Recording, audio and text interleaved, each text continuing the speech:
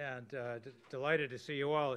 It's a special occasion today because we have one of the veteran members of the Israeli Knesset with us.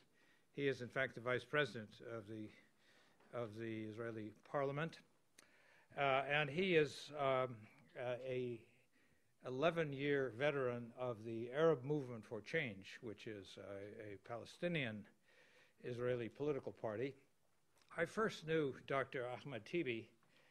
I met him, I think, in 1988 or 89, and I discovered then that he was one of the acute analysts, observers of the relations between Israelis and Palestinians.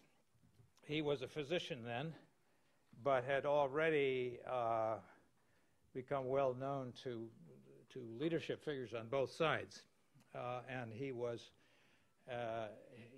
developed an informal role as an unofficial intermediary between senior Israelis and senior Palestinians. He went on to join the Knesset, and he is an articulate, impassioned spokesman for peace via two states between Israel and Palestine, a strong advocate for human rights and equality for Israel's Palestinian citizens, but he's not a one-dimensional politician. He works on environmental, economic, and other affairs, and has led the quest for full equality for Israel's Arab citizens in the Knesset.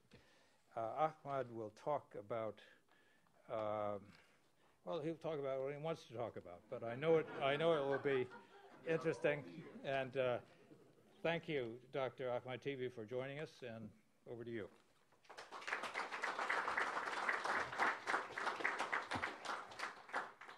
Thank you, my dear friend Phil.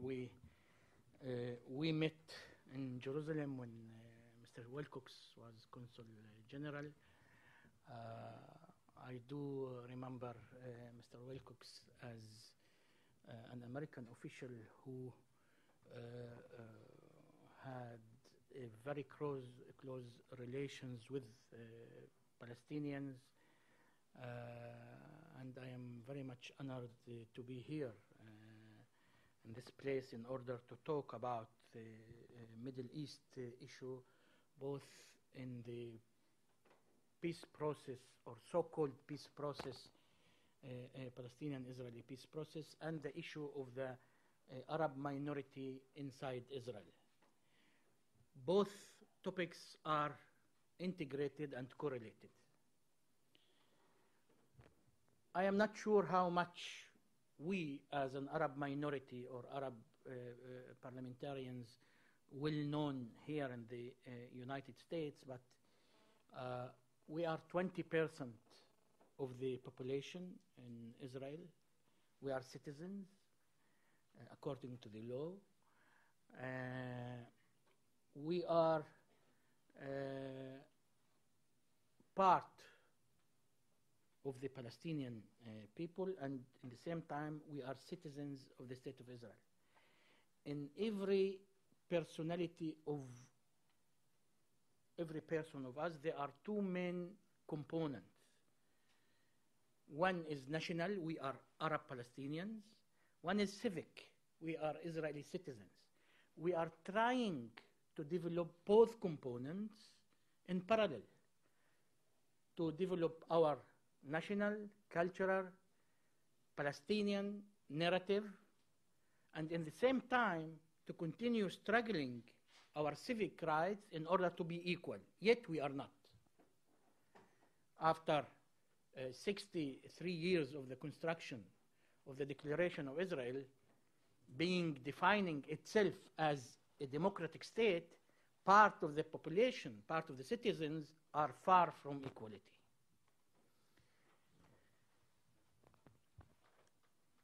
We are 20% of the population, but for example, we are only 6.7 from the employees in the public sector. I am heading the parliamentary committee investigating the unemployment in Arab in the public sector, in the governmental offices, governmental firms, companies, etc. And this 6.7 is the expression of the built-in policy, how Arabs are not being accepted or integrated in the public sector or in the society as whole. I will give you examples. In the electricity company, there are 12,000 employees. Only 1.2% of them are Arabs. This is a governmental firm. The Central Bank of Israel, there are 900 employees, which is the most important economical and financial institution of Israel.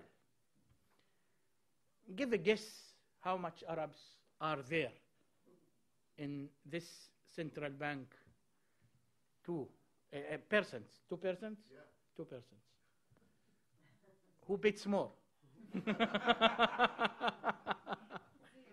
0. 0 is the right question. Yes, the right answer. Yes, 0. 0, and I am struggling for the last year in order to try to elevate it from 0 to 1. This is an increase of infinity. You know, this is not duplication. This is infinity increase. To say the truth, to be sincere, before 6 months, 1 Arab was accepted, was absorbed. And then there was a press release of the Central Bank of Israel. 1 Arab was accepted and absorbed in the Central Bank of Israel. It is to say that there is a built-in policy discriminating against Arabs as citizens. If you are a democratic, you should deal with all citizens in an equal way. There is no constitution in Israel. There are 11 basic laws. Basic laws are inferior to constitution. They are more than ordinary laws. According to the basic law of Israel, Israel is defined, according to the law, as Jewish and democratic state. Look, Jewish before democratic. Jewish before democratic. It is not coincidence. I think that, and I say that there is a contradiction between the two values. If you are democratic, you should deal equally with all citizens. But if you are defining your state in by an ethnic definition, Jewish state, you are saying that one kind of citizens are superior to those who are non-Jews. Moshe is much more superior than Ahmad. I cannot accept it. We cannot accept it. And there is a motion in the Knesset saying that if I will say that I don't accept this definition, I will be sent to jail. Yes. That's to say that, feel that not always I can say whatever I want. But I will continue to say whatever I want, even if this will be the price.